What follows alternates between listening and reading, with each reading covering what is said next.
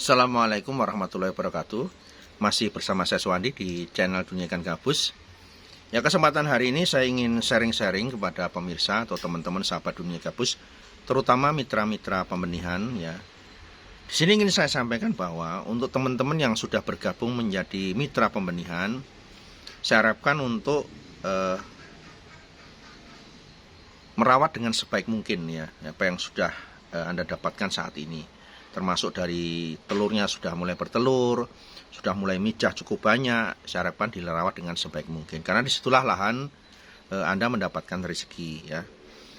Kemudian dari larva dirawat, kemudian dari induk ya. Dari induknya juga tolong dalam proses setelah induk itu bertelur, itu diberi makan yang semaksimal mungkin. Jadi misalkan induk ini sudah bertelur, kemudian dalam masa istirahat. Jadi jangan dipaksakan setelah bertelur itu tidak istirahatkan 1 bulan. Ya, jangan kita hanya mengeksploitasi hewan ya. Jadi tetap kita membutuhkan ikan gabus itu tetap kita berikan haknya untuk dia istirahat. Ya, istirahat 1 bulan. Dalam proses istirahat itu diberi makan sebaik mungkin. Beri makanan-makanan yang terjamin, bisa dengan ikan hidup, bisa dengan kodok, bisa dengan ikan nila, lele, ataupun ikan-ikan kecil yang bisa kita dapat di perairan umum ataupun dengan katak hijau. Ya, kemudian dalam proses selanjutnya adalah rajin sekali membersihkan kolam. Jadi kolam-kolam budidaya, terutama untuk sektor pembenihan, setelah hasil panen itu dijual, kemudian disterilkan dengan obat antivirus dan bakteri. Langkah-langkah itu harus dilakukan agar mencegah terjadinya penyakit-penyakit pada ikan. Di mana kita tahu bisa dapat juga dari pakan, bisa juga dari tanaman air, dan bisa juga dari sumber-sumber yang lain. Jadi kita harus melakukan seperti itu. Itu harapan saya kepada teman-teman mitra pembenihan ikan gabus, tetap melakukan langkah-langkah yang kita antisipasi. Jangan sampai nanti pada saat budidaya kita mengalami permasalahan, benihnya mati semua, kemudian nanti pada saat mau panen 1 minggu kok tahu-tahu benihnya mati ataupun sakit ya. Itu yang harus dilakukan mitra-mitra pembenihan ya. Saran saya tetap menjaga komitmen dan konsisten dalam usaha. Berapapun yang Anda inginkan, berapapun hasil yang Anda inginkan dalam proses kemitraan ini, saya akan berusaha memberikan yang sebaik mungkin pada teman-teman mitra ya. Tetapi juga saya harapkan tingkatkan kualitas benih ya. Dari mulai perawatan, pemberian pakan, dan lain sebagainya. Nah, kemudian saran saya juga kepada mitra pembenihan, ya, jikalau usaha ini sudah berjalan, bagi yang sudah berjalan, sudah bisa menjual benihnya atau sudah mulai bertelur banyak, ya, itu untuk kolam pendederannya, bagi yang belum membuat kolam pendederan itu berada di minimal di bawah naungan, ya, menggunakan plastik UV ataupun menggunakan fiber, di mana agar terlindung dari air hujan, ya, khususnya juga termasuk tempat untuk produksi kutu airnya ditutup, Pak, ya. Itu bagi yang belum, saya harapkan untuk segera melakukan penutupan, ya, diharapkan segera dibuat, diselesaikan. Ya, jadi kalau sebenarnya induk itu dikirim kalau kolam itu sebenarnya sudah siap. Kalau kolamnya belum siap, sebetulnya kita tidak akan mengantar induk sampai ke lokasi ya. Jadi harapan saya dari beberapa mitra yang belum membuat naungan untuk tempat pembenihan dan tempat kolam kutu airnya, tolong segera diselesaikan ya, agar nanti hasil benihnya bisa maksimal. Karena ini sepertinya ini kalau di Jogja ini sepertinya sudah mulai mendung ya. Dikhawatirkan nanti kalau hujan itu sudah berada dalam naungan dan aman ya. Ya, jangan sampai nanti wah baru banyak-banyaknya bertelur nih, tahu-tahu kehujanan full gitu kan. Airnya masuk semua, banyak yang mati. Termasuk juga kutu airnya, sudah produksi kutu airnya dalam jumlah banyak, itu habis semua karena kehujanan 1 malam ya. Itu harapan saya kepada mitra-mitra pembenihan ya, dan konsisten saja. Ya, nggak usah tengok-tengok. Berapapun hasil yang Anda dapatkan, berapapun hasil yang Anda inginkan dari kemitraan ini, kalau Anda konsisten, Anda pasti dapat. Ya, banyak contoh yang sudah berhasil di pembenihan ini. Ya, yang memang mungkin tidak semuanya bisa kita upload di YouTube ya. Karena juga jaraknya ada yang jauh-jauh juga ya. Jadi belum kita sempat datang ke kota tersebut ya. Baik Jawa Tengah, Jawa Timur, Jawa Barat ya. Yang penting kan benihnya sampai ke Jogja gitu aja. Nah, mau hasil berapa? Bisa 10 juta per bulan, 20 juta per bulan, 30 juta per bulan, 40 juta per bulan, atau 50 juta per bulan. Di masa pandemi ini, kalau Anda konsisten di ikan gabus ini, harapan itu pasti selalu ada. Dan ikuti saja permainan ini sebaik mungkin. Dalam arti begini, ikuti komitmen Anda kepada kami di JV Jaya Lestari, termasuk kejujuran itu yang paling harus dipegang. Memang kami tidak bisa ngontrol sampai ke wilayah-wilayah di mana Anda melakukan pembenihan.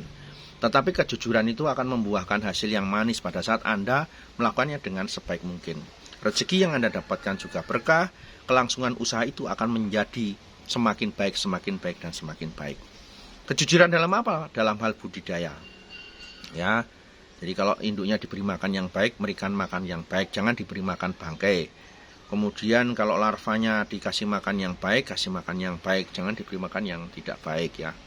Jangan diberi makan kotoran dan lain-lain sebagainya. Kemudian dari sisi hitungan ya, saat mengirim induk, mengirim bibit kepada kami tidak pernah menghitung ulang. Tolong jujur dengan sebaik mungkin. Karena ada beberapa yang kami hitung ulang, memang kami rasakan cukup janggal. Nah itu jadi dari hitungan itu juga berkurang ya. Itu yang saya harapkan agar apa? Kita menjalani usaha ini dengan nyaman, dengan tidak ada rasa was-was. Ya, rezeki itu sudah diberikan, sudah dijatahkan kepada siapapun.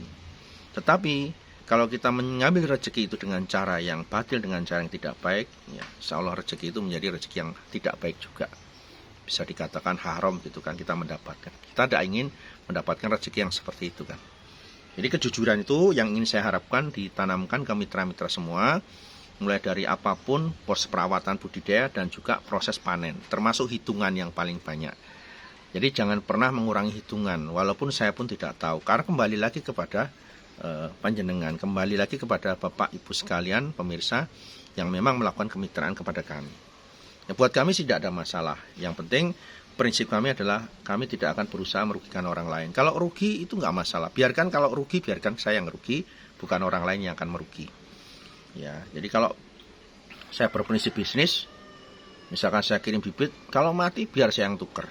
Ya, kalau saya yang tuker, mereka tidak akan berkomen macam-macam. Selama itu bukan kesalahan mereka. Ya. Kesalahan mereka pun kadang kami masih memberikan toleransi untuk kita ganti.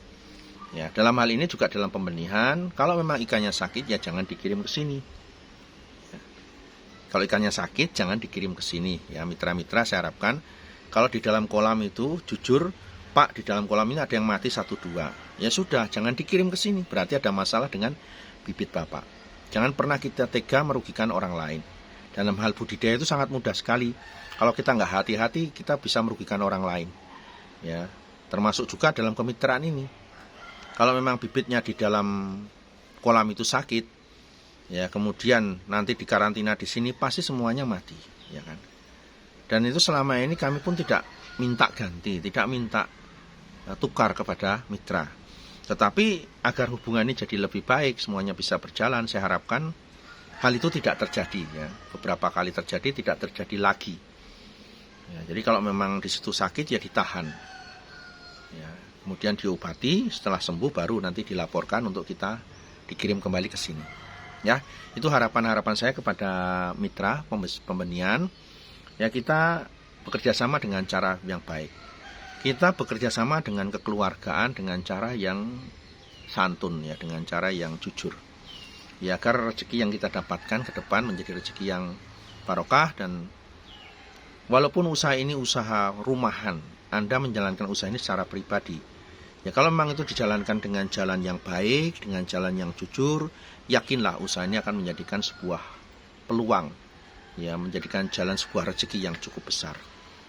Ya karena dari pembibitan ini pun saya sudah sampaikan dan sering saya katakan bahwa berapapun hasil yang Anda dapatkan tergantung dari induk. Jadi usaha ini tuh simple. Berapa induk Anda, disitulah ATM Anda. Kalau induk satu mengeluarkan 3.000 ekor sampai 5.000 ekor setiap 2 bulan sekali, berarti harapan Anda tinggal menghitung mau berapa induk yang Anda inginkan. Ya, dan usaha ini bisa besar juga dari modal awal. Modal awal memang mungkin 10 juta. Tapi modal-modal berikutnya itu bisa Anda putar dari hasil penjualan benih. Ya. Nah, semakin banyak induk yang Anda miliki, hasilnya juga semakin besar. Contoh misalkan, Pak Wandi, saya pengen hasil setiap bulan 50 juta.